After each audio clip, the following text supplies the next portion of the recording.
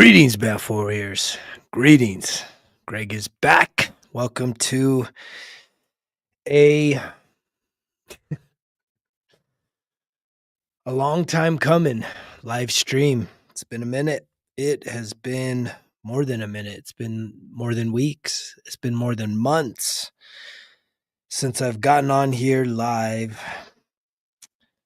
to connect with people I care about. Who are those people? Those people are you. I care about you, but I will tell you this much.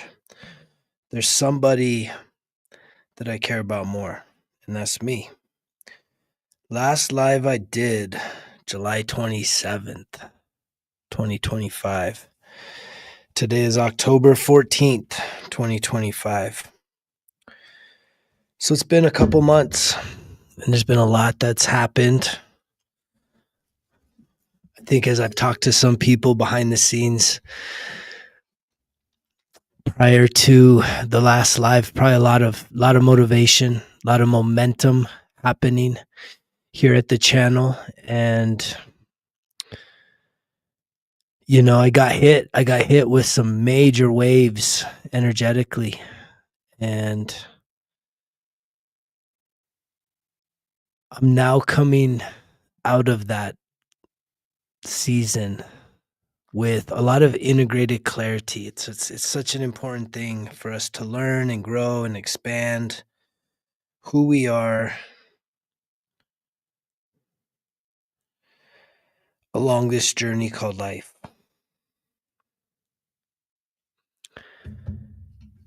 And the thing that I still know, it doesn't matter if I'm putting on the short format, the longer formats, or even getting on here live. For me, self-improvement is something that I set out to do every single day, to improve who I am 1% better every single day. It's something that I desire to embody. It's something that I hold myself to the highest standard possible when it comes to just improving myself, being a little bit better.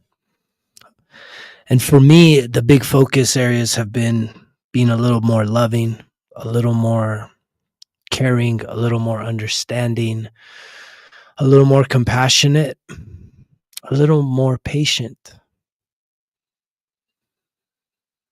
a little more confident, a little more vulnerable, a little more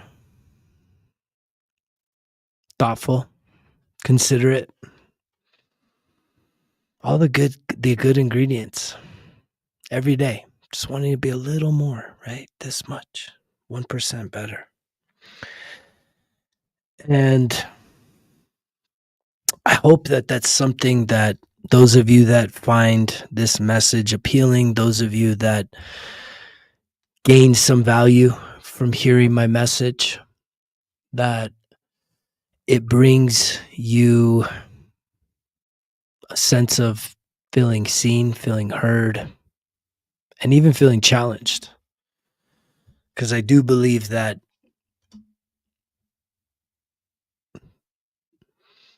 we are all just walking each other home at the end of the day. This journey we're on, this game called life. And I think it's really easy for us to isolate ourselves, separate ourselves, divide ourselves from others. But ultimately, if we do feel those types of feelings, when we look about this world,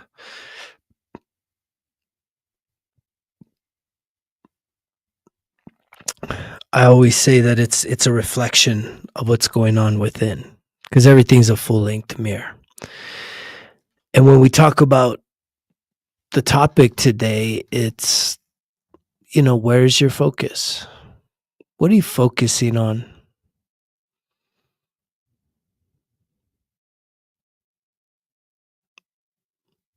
Football season's kind of starting to hit full swing. Are you focusing on the stats? Are you focusing on the standings, the wins, the losses, the plays, the playmakers? Is that where your focus goes this time of the year? Is your focus going towards global issues? Is your focus on politics, social issues? Where is your focus? Because the thing that I've learned along 14 years, going on 14 years of hitting a rock bottom, getting sober, trying to figure myself out, trying everything and anything to do that, to truly figure myself out. And by figuring myself out, what did I want? I wanted to trust myself. And I hope that if you're someone that tunes into this message on a regular basis or is just dropping in here during this live stream, that at some part of who you are, you're starting to get to a place of deeper and greater curiosity about who you are. What is your purpose? What are you supposed to be doing? Is it really just about football? Is it really just about politics? Is it really just about social issues? What consumes the focus of your life? Or could you do a shift and allow yourself to focus on answering this question? Who am I? Ask yourself that. Who am I? Where is your identity wrapped up in? What is it wrapped up in? Is your identity wrapped up in a particular sports team, particular sports? Is that your identity? My team, I'm the biggest cheerleader, I'm the biggest fan, my team, right? I used to be that guy. Before I hit my rock bottom, I used to be the biggest sports fanatic out there. But there was something inside of me that told me that, you know what? Focusing on others, performing at a high level, cheering for them, celebrating them, even wearing their names on my back. It wasn't the best use of my time. Because here's something I believe that we're all worthy of, we're all capable of, is you're capable of success, incredible success. Like you are absolutely capable of achieving anything that you can envision for your life. If you've ever sat there and envisioned your team winning the big game, winning the championship, like you can imagine it, you're so invested mentally and emotionally and spiritually and physically, you're so invested, even financially, right? You're invested. It's like, could you imagine could you even fathom how much energy that is that you're putting towards something? And maybe your thing's not sports. Maybe your thing is entertainment. Maybe your thing is politics or social issues, global issues. Could you imagine if you were to redirect all of that time, all of that energy, all of that focus and redirect it towards you, your life, things that you actually have control over, where you come out of the distraction kind of zombie, right? It's being distracted is absolutely like a form of being a zombie, especially when you're watching. And I have to be very clear to say that because I believe that watching something like this is very different than watching a game, a sporting event. Why? Why is it different? Comment. Why is it different? It's because this content is educational. It's transformational. It adds value to your life. It literally is my deepest desire to bring out the belief in yourself, as I've had to bring out the belief in myself that I'm worthy. I'm worthy of success. I'm worthy of doing great things. I'm worthy of healing and growing beyond the things that happened to me in my past, my traumas, my mistakes, my flaws, my failures. That I'm worthy of going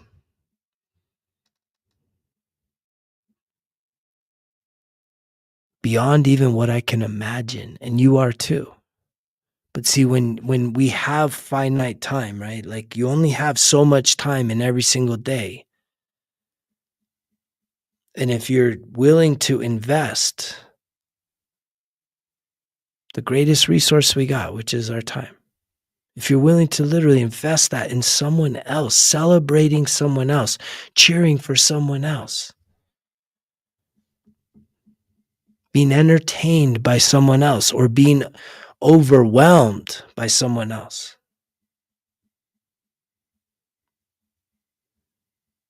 then what are you doing for yourself? And what I feel we do when we're in that state is we're abandoning ourselves. We're disassociating from ourselves, and we're ultimately, it's almost like being brainwashed. Like you're being brainwashed that somehow this other thing outside of yourself is more important than you putting time and energy and compassion and care and nurturing and some dedication and some discipline into your own life.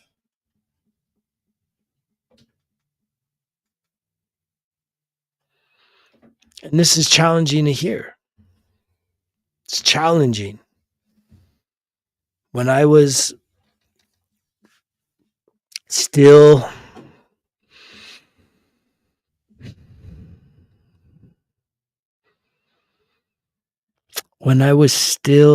in a state of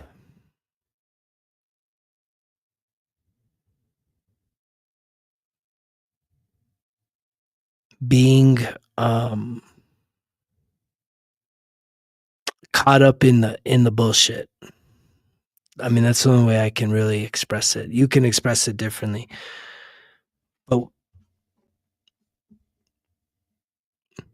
I know I was caught up in something that wasn't me. I know that there were times in my life when I was an athlete, competitively, I performed at a high level, and then there was times that I wasn't. And yet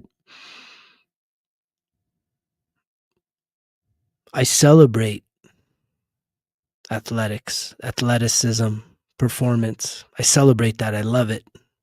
I love it when I'm performing. And that's really been the beautiful thing about my journey is, what do we call that? Is it just maturing?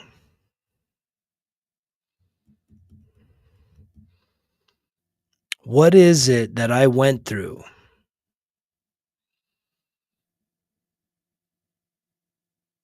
within myself that awakened something inside of me, that this other part of me was no longer necessary, was no longer valuable. It was no longer worth continuing to fuel and to feed. What shifted? I know hitting a rock bottom, because again, a lot of my social activities, right? A lot of us, we're social creatures. So a lot of the things that I used to participate in,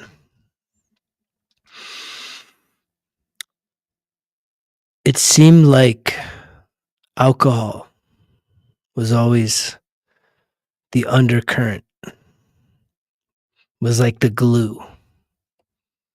Like if there was a sporting event and I was watching it, whether I watched it in person or whether I was watching it on a TV or whether I was watching it on a big screen at some other special type event that was broadcasting it, the one thing that as an adult and even before being of age that needed to be present was definitely alcohol. And there was also a need for other chemicals because there was something about that made it seem like I was having a great time. Like I was having so much fun. Like, man, I'm living my best life. Look at me. Look at me. Look at all my friends. We're doing so amazing.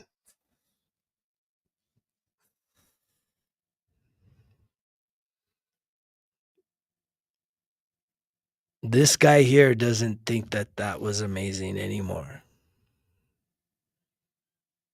It took hitting that rock bottom. It took having to truly be so broken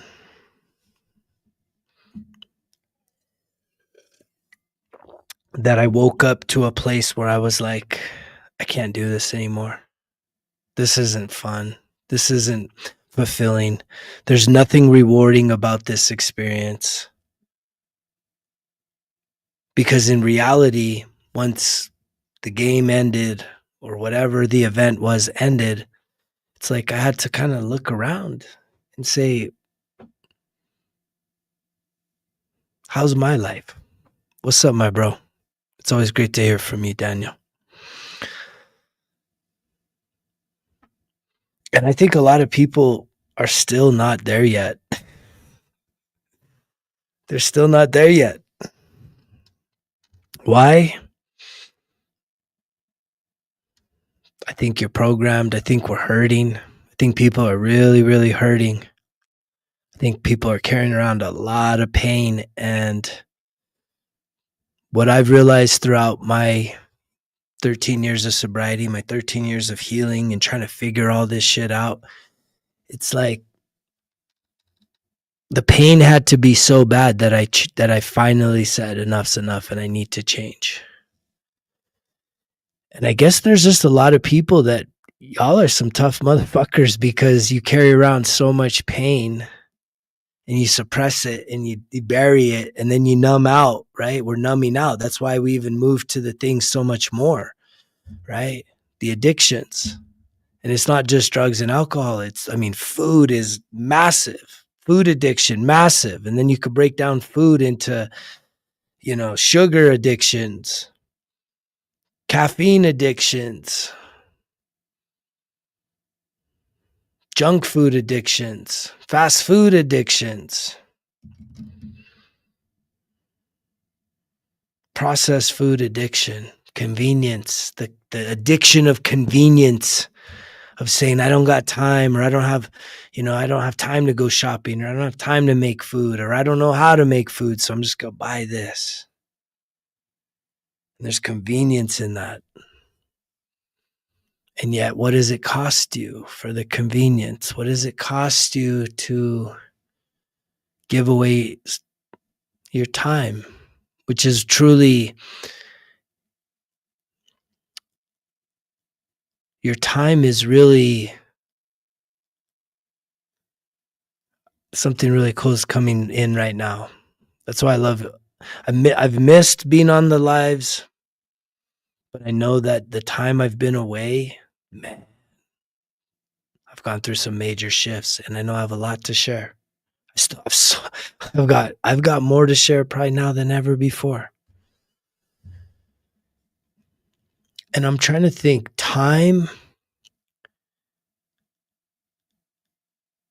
is such an interesting concept, isn't it? Time.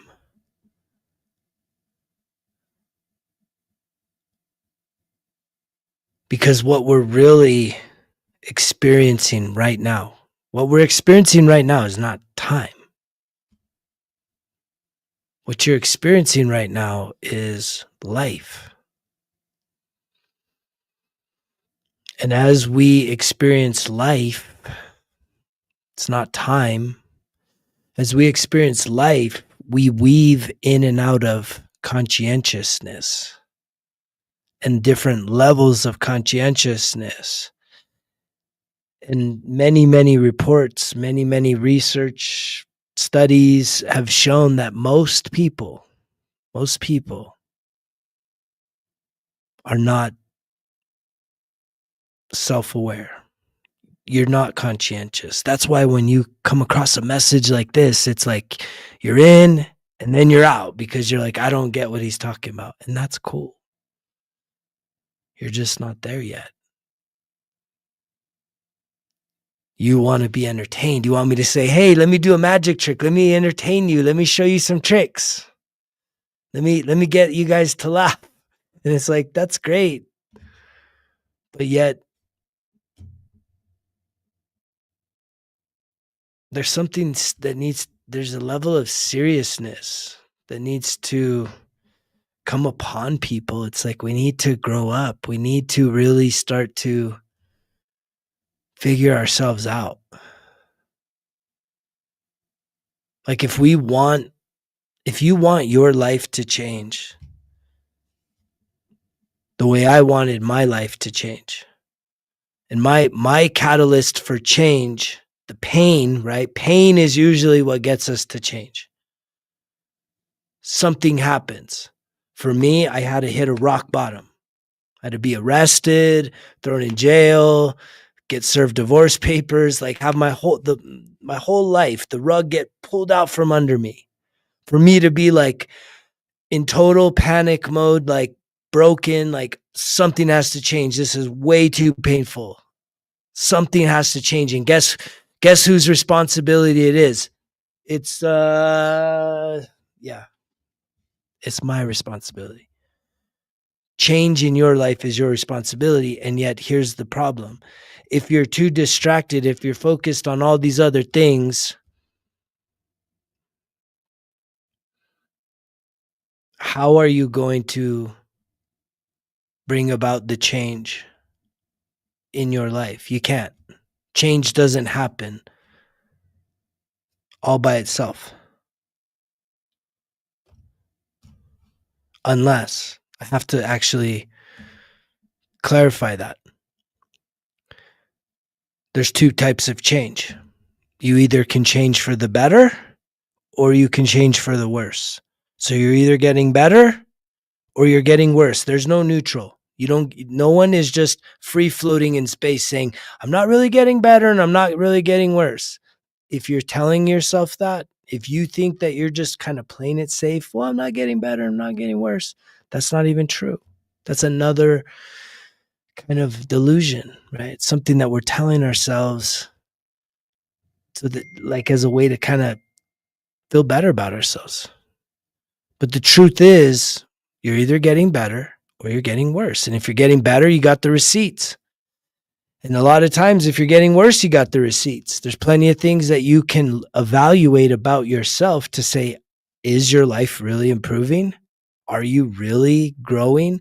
Are you continuing to learn new things, try new things, increase your overall experience of life? Or are you literally just a carbon copy of what you've been doing for the past year, 5 years, 10 years, 20 years? You've been doing the same old shit.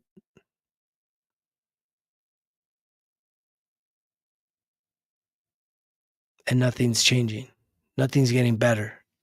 Because things are changing. You're getting worse. And I see it all the time. Not in a place of judgment, because I don't judge people. We judge ourselves enough. I don't need to sit there and judge someone else. But I'm a really acute observer of people. People I know, people I don't know. I can pick up on what someone's energy is just by you posting something.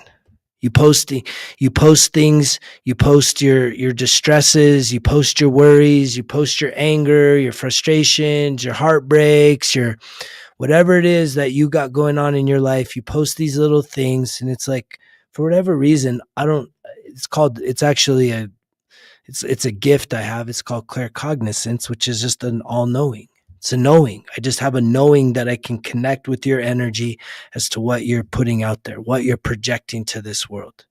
And for most people, what do we really want? What do you want?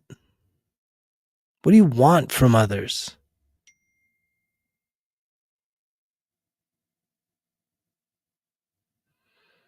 And ultimately, I know what I've usually always wanted, and I think others are probably the same, is I've always wanted to be seen, to be heard. But here's the problem. Here's where that gets fuzzy. Is early on in my life,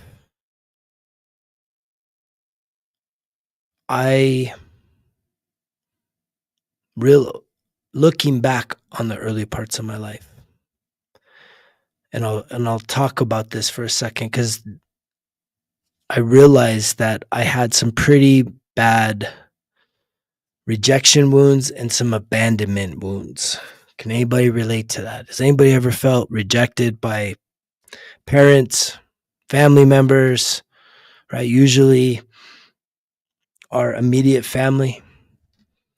Rejection, like something's wrong with you for being you. You're criticized, you're put down, you're marginalized.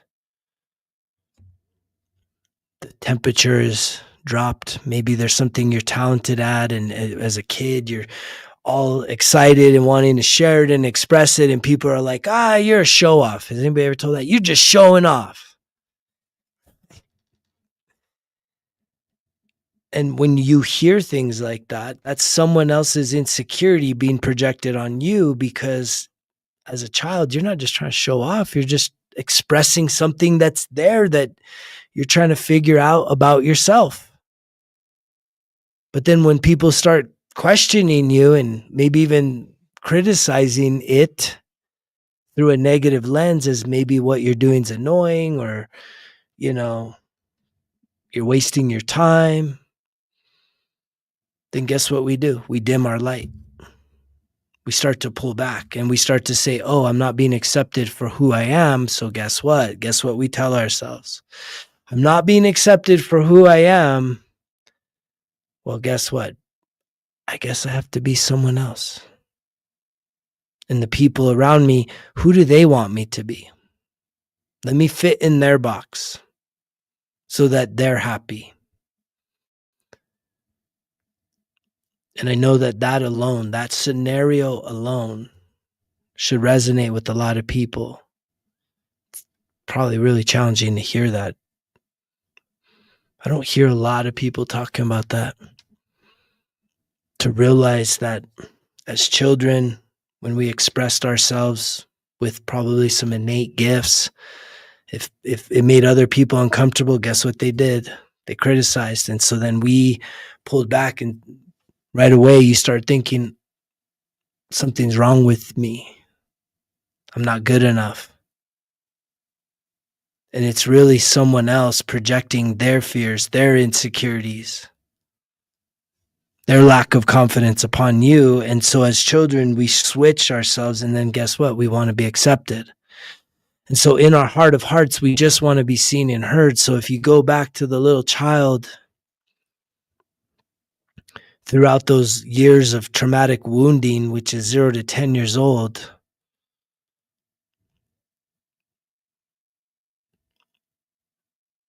you wanted to share, you wanted to express yourself, you wanted to be seen and heard. And if you had parents that were wounded, carrying around their own unhealed trauma, carrying around their own guilt, shame, anger, hatred towards themselves, then guess what? They projected that all on you.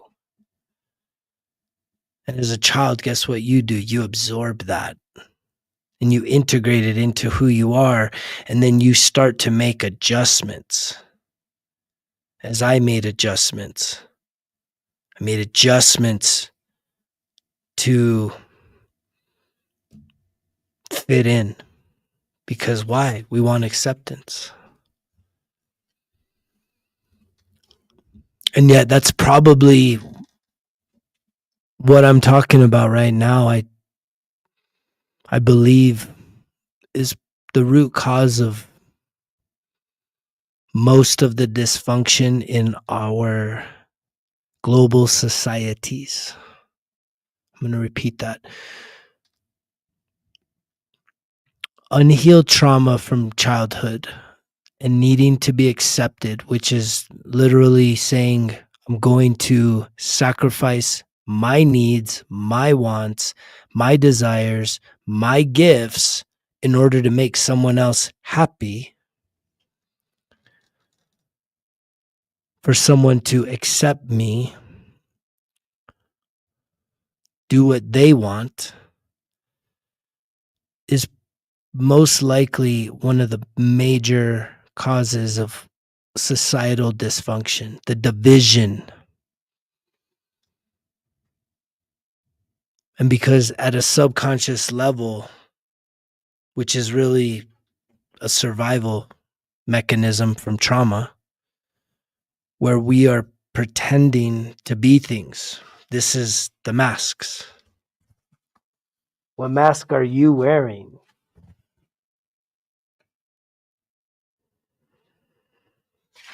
What mask are you wearing in order to be accepted? What mask are you wearing to be accepted in your relationship? What mask are you accepting? Are you wearing to be accepted in your workplace?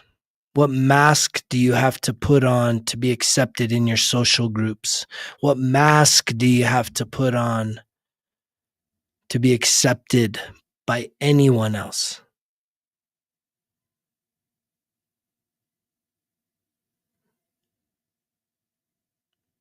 And yet,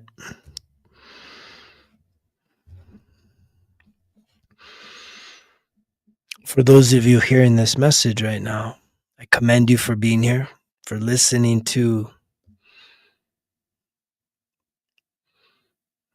this type of content, which is really not just entertainment. This is spiritual. This is medicinal. Because if you can have the strength to not have to go through such a deep, dark pain point of having like a rock bottom moment or having like a health crisis, some sort of a life crisis, for you to finally be in so much pain that you start to like wake up and start questioning everything about your life, questioning what is true, questioning who are you. That question alone transformed my life. Who am I? Who am I? And in that, I went on basically this 14-year journey, and I'm still, I know who I am. The thing is that there's still a lot about me from my past that I am reprogramming and shifting the identity of myself from a false self, which is a mask wearer, a victim carrying wounds, traumatized, feeling powerless, to someone that's fully stepping into the fullness of what I'm capable of, the full power, the divine birthright of everything that I can be, my true and authentic self. I believe authenticity is the highest frequency, the highest energy that someone can embody, to be your true and authentic self. But that takes a lot of guts, because I also realize the law of attraction. See, the chances are, if you're somebody that's not being honest with yourself about yourself, and if you're somebody that's not being fully honest about yourself to others, guess what? you are going to call in people that are just like that. They're going to reflect that back to you. People that are not honest with themselves about themselves, and people that are not honest with others. Now, is that calling everybody a liar? No. It's a weird game we play, though. As humans, we can be very deceptive. But here's the thing. I can guarantee you 9 times out of 10, the deception is rooted in good intentions, right? Because at the end of the day, you just want to be accepted. You just want to be fit in somewhere. You just want to feel like you belong. You don't want to lose those connections. But here's one of the truths of this journey. One of the really hard truths of this journey. Well, what journey is this? It's not a journey to Mars. It's a journey within yourself. Really examining yourself, seeing yourself for who you are. Getting past the guilt, the shame, the regret, the anger, the hatred, the grief, the apathy, this inner critic, the self-loathing. But seeing all that, where does all that come from? What are the things that you've experienced that have led for you to feel the way you feel about yourself? Deep, deep, deep, deep, deep, deep, deep down. Not at the surface level. The surface level, remember, we're wearing masks. At the surface level, we can be jolly and put on a smile. I'm someone, I see through all that shit. I see through it all. I pick up on it all the time when I talk to people. Total strangers, how's your day going? I ran into a guy the other day. He was working construction. It was a Monday morning, and he had a shovel over his shoulder. It was early in the morning, and I said, "How you doing?" He's like, "I'm good." I'm like, "Yeah, but how are you really doing?" He's like, "Well, fuck, it's a Monday." And I'm like, "Yeah, I bet you got to bust your ass all week, huh?" He's like, "Yeah, man. Yep, gonna be out here busting my ass all week."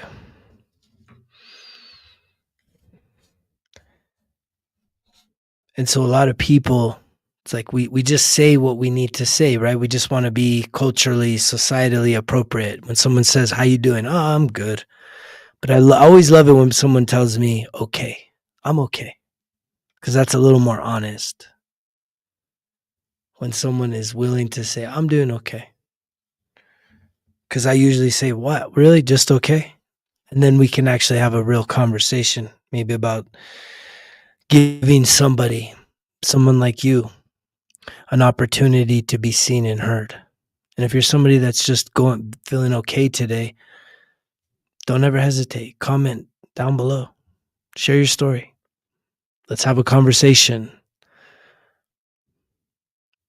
Because there's many things that I desire, but one of the things that's important to me is to create this platform, to create this community here at Results Kill Excuses where people can finally feel seen and heard and accepted for who they are. Like, let the masks go. Cut the shit. Be yourself. Be your true and authentic self. Stand in your truth. It's the sexiest thing you could do. But here's the thing.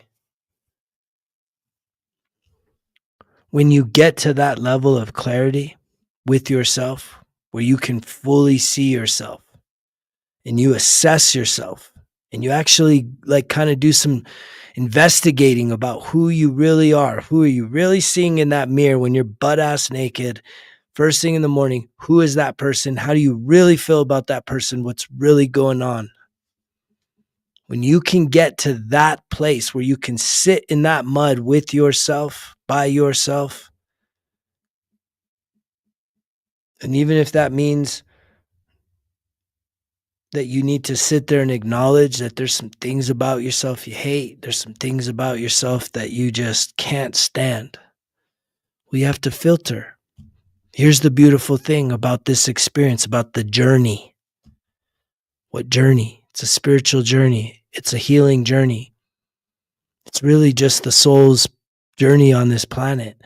It's not. It's for us to experience what we did as children and to hopefully find the clarity to transcend the wounds, the pain, the suffering.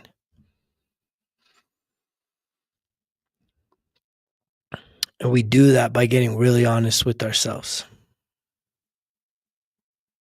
And when you start to get really honest with yourself, you realize two things. There's some things you can change, and there's some things you can't change. The things you can't change, it takes a lot of courage and a lot of strength for you to get to a place of acceptance. And through that acceptance, it's important for you to learn how to forgive yourself. And it's also would be beneficial for you and for others, for you to forgive others for the pain they've caused you, for the harm that they did to you. That doesn't mean you're best friends. It doesn't mean you hang out all the time now, right? It's an energetic release. Forgiveness is releasing, it's letting go. It's saying, I choose to move forward with my life. Because when you're when you're sitting in a place of unforgiveness, you're drinking poison, wishing someone else dies, you're holding bitterness in your heart, and those are blockages. It's literal energetic blockages. And then you're wondering why your life's not going anywhere. And you're wondering why this thought of telling the story about how someone was so terrible to you and you were so victimized, if you even have the courage to be honest, to open up about some of the things. And I highly, highly recommend and always encourage for people to seek out professional medical help. I'm a huge advocate for therapy. And I know there's a lot of people that say, I don't need no therapy. It's like, great. Try and figure it out all in your head. That's a winning strategy. How far has that gotten you in terms of healing and growing and expanding and, really being at peace with yourself? Having that tranquility, sleeping good at night. And I speak with this because I'm speaking from first-hand experience, but I've also am somebody now that's helped out many, many, many, many people all around the world that have gone through very similar situations, that are carrying around similar baggage that I once carried around within myself. The pain, the anger, the hurt, the guilt, the shame, the regrets, the grief. Thank you, bro, for being here, Jamie. Appreciate you and your comment, man. Just sounding off. It's important. I'm grateful to be able to share this message because what I've realized is I'm here in the US, right? I put out this product called the 1% Better Everyday Journal. Christmas time of last year, 24. And half of the journals that I've sent out to the world this year have gone global. So I know that this issue isn't just a Western issue. It's not a US issue. It's a global issue of humanity. It's like we're the virus, and the thing that we're causing ourselves is emotional pain. Hurting people hurt people. But in the process of that is we hurt ourselves. Because public education definitely doesn't have an incentive to help people learn how to process emotional wounds. And I taught in public education, elementary level, for several years.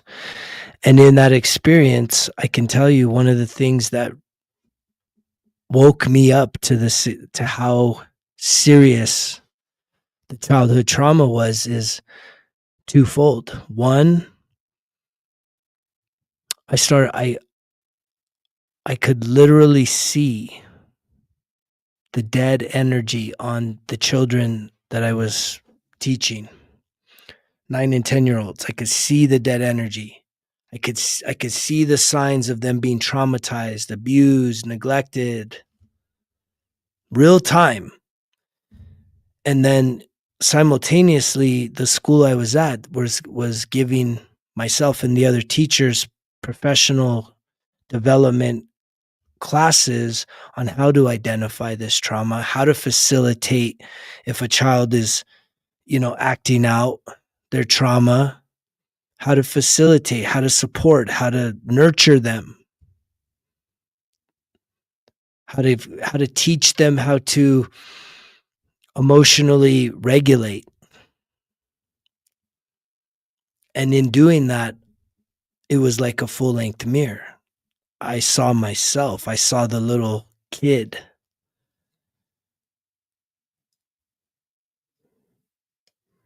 that had been traumatized way back when, 0 to 10 years old. And yet a lot of people act as if somehow, well, I'm not a kid no more. That, like, I'm done with that shit. It's like, you may be done with it, but that trauma from your childhood is not done with you. And if you had the courage to ask people around you about your behaviors, about your patterns, about your mood shifts, right? And I'm talking about trusting people, trustworthy people. And that's why it makes it hard. I have to preface this. I go back to the therapist being such a critical advocate in your corner. Because if you can't see your own trauma being acted out in everyday life, every time that you're quote unquote triggered, I call it being emotionally activated. But when you are quote unquote triggered, emotionally dysregulated, when we're still wounded, when we're still living in a place of being mentally and emotionally disassociated from ourselves, meaning we're not in our bodies, like we're literally being mindless. It's hard for us to see it, and it's hard for us to be the observer. And that's why I believe in pulling in the therapist versus talking to a best friend or a lover or a family member, because those people, 9 times out of 10, right? Those people have their own issues. But the other issue with that, confiding in someone else, is they're going to filter the relationship that they have with you. And so their observation isn't always going to be clean. Back to the other point is they might be wearing a mask. They may have their own need for acceptance from you or from others. And thus, they might not tell you the raw truth, the naked truth about who you are, because maybe they haven't even figured out the truth of who they are. If you know somebody that talks like me, then yeah, maybe it's probably a good idea. That's probably a good person to have in your corner. Someone's going to shoot straight with you. But that's also why a therapist, a counselor is a great advocate to have in your corner, because they're an honest sounding board. They don't have a vested interest. They can just sit there neutral, objectively, and just hear what you're saying, all your stories. And if they're gifted enough, they'll pick up on some patterns. And ultimately, it's like, yeah, they want to hear you cry about all the bad things that happened to you. But at the end of the day, what I learned at the end of through 13 years of therapy, and I still go to this day, what I've learned through the therapy is that no matter who's done what to you, they're not going to be the ones to fix it, even if they say sorry. You have to do the work, the inner work, to heal yourself, to heal your heart, to heal your soul, to heal your mind, and really expand your emotional literacy. And a lot of what I'm talking about may sound like, again, it's a 4-letter word, work. And maybe some of you are already so overwhelmed with the work that you're like, I ain't got time for that work, or I don't want to do that work, right? Because in essence, it's literally like taking a college class, figuring yourself out, doing the life reviews, really starting to clear your mind and understand your emotions, understand the patterns of your life, the pain points of your life, the story that you have lived. It absolutely is going to take the power of the pen, a journal, a notebook, therapist. It's going to take all of these things, sobriety.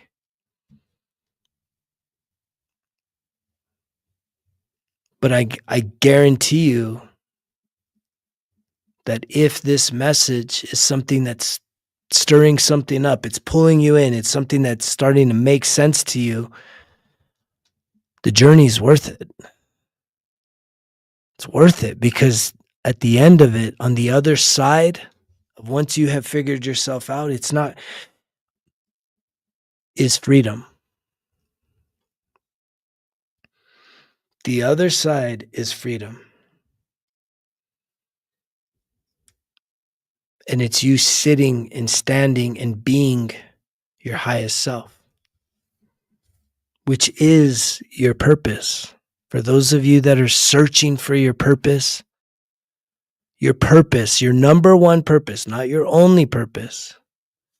Because a lot of times we mess up purpose with responsibility. Your purpose on this planet is to figure yourself out, is to heal any emotional trauma you have from childhood, take extreme ownership of your life, and become the best version of you. The best version of you. The scars, the flaws, everything. But also knowing that, again, I'll circle back to this point, the things that you can change about your life, whether it's about your health, your finances, your relationships, or any other subject, there's parts in your life that you can change, but maybe you're telling yourself it's too hard, it's too difficult, I don't know where to start, I don't know what to do.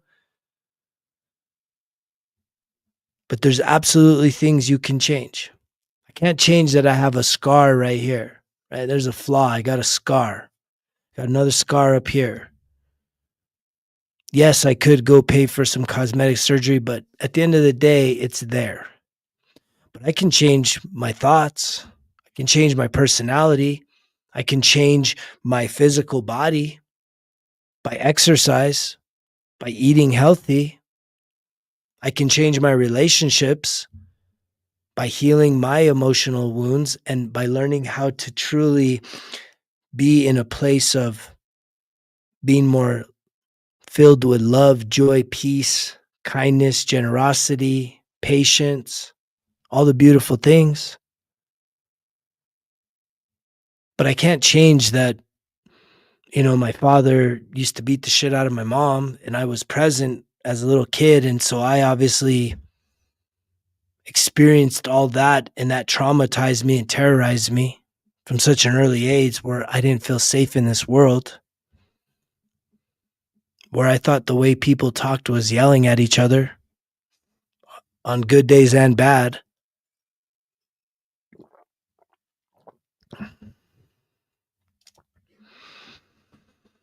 But I can change how how that is impacting my life. And you can too. But you have to have a willingness. Because I'm not here to change you. I'm here to inspire you to change yourself. I'm here to encourage you to cultivate a level of self-confidence and self-belief, self-esteem, self-worth. I'm here to encourage you that being sober is the biggest flex that you could have. Yes, being sober. I'm here to encourage you that the distractions will always be there. And that maybe if you just were to invest in you, sign up for this college level class called it's actually a full curriculum going from self-sabotage to self-mastery. That's what I teach here. That's what the 1% Better Everyday Journal guides you through seamlessly, effortlessly, with ease, right? My goal is to finish the 4-volume series. Each of the 1% Better Everyday Journals is 91 days. And it absolutely requires you to be self-accountable,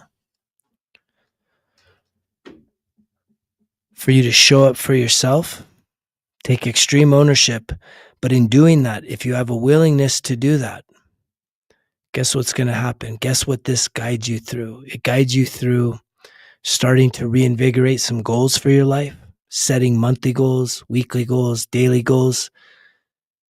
It guides you through reprogramming negative thinking, inner critic. It helps you to start processing the negative emotion, the traumatic wounds from childhood. And it also guides you through a greater understanding of yourself,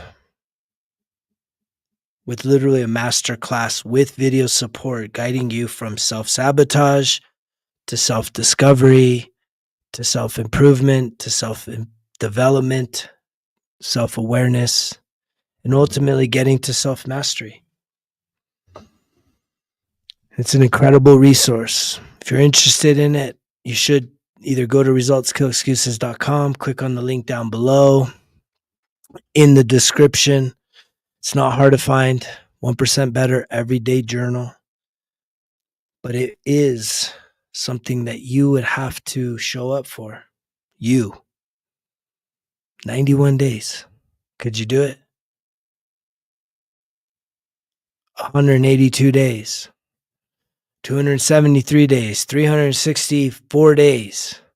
Over a year to show up for yourself every day, just beginning of the morning, starting yourself with positivity, an attitude of gratitude, shifting from the negative thinking, shifting from the mundane routine, day in, week out, same old shit, nothing new, not getting better, don't want to acknowledge I'm getting worse. But if something doesn't change, maybe, just maybe, you'll be gifted with the crisis that it takes for you to hit so much pain that you start knocking down the doors that hold healing, growth, opportunity, transformation.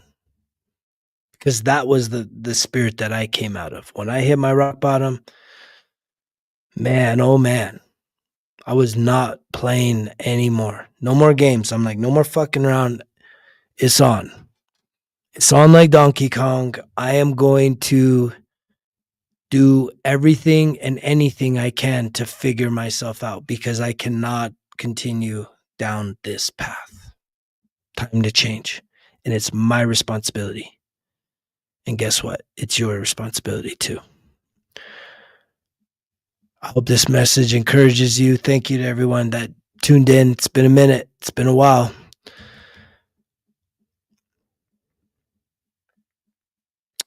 And so I'm grateful for those of you that are faithful to the channel, faithful to the message.